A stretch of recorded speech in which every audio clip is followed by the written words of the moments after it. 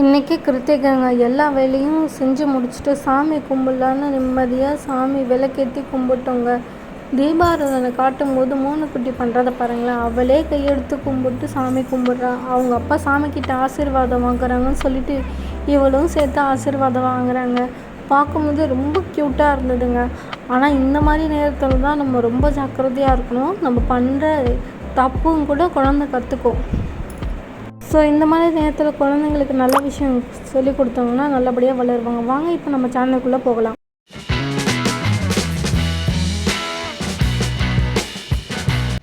இன்றைக்கி ஒரு unboxing video தாங்க பார்க்க போகிறோம். இது ப்ரமோஷன்லாம் கிடையாது. எங்கள் சொந்த காசை போட்டு தாங்க ஒரு எலக்ட்ரிக்கல் கடையில் இதை வாங்கிட்டு வந்தோம்.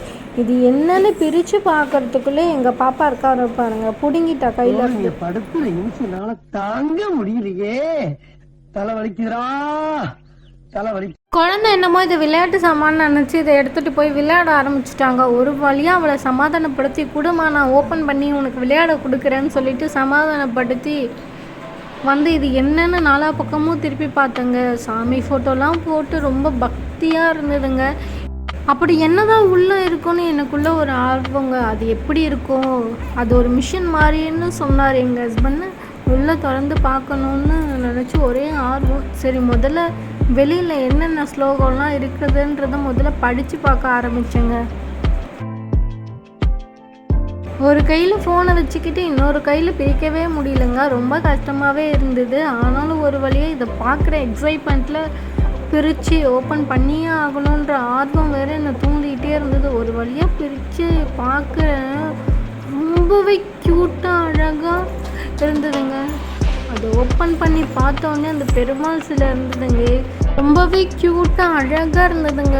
பாருங்களேன் எப்படி இருக்குன்னு. ஒரு கைக்கு அடக்கமான ஒரு டிவைஸ். ஊருக்கு போனால் கூட எங்கே போனாலும் பேக்கில் போட்டு எடுத்துகிட்டு போகலாம் போல் இருக்குது.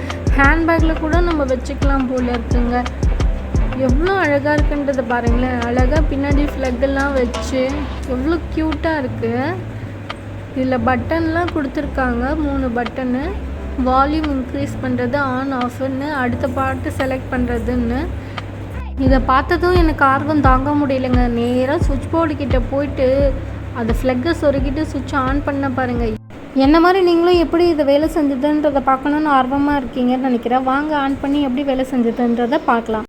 உங்களுக்கு இந்த டிவைஸ் எப்படி வேலை செஞ்சதுன்றதை காட்டணும்னு எனக்கும் தாங்க ஆசை. ஆனால் இதில் வர மியூசிக்னால எனக்கு காப்பிரைட்ஸ் ப்ராப்ளம் வருது.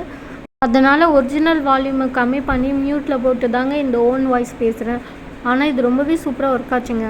இதை நீங்கள் வீட்டில் யூஸ் பண்ணும்போது பாசிட்டிவ் வைப்ரேஷன் இருக்கிற மாதிரியே இருக்குங்க. இந்த வீடியோ பிடிச்சிருந்தா சப்ஸ்கிரைப் பண்ணிட்டு லைக் பண்ணுங்கள். தேங்க்யூ.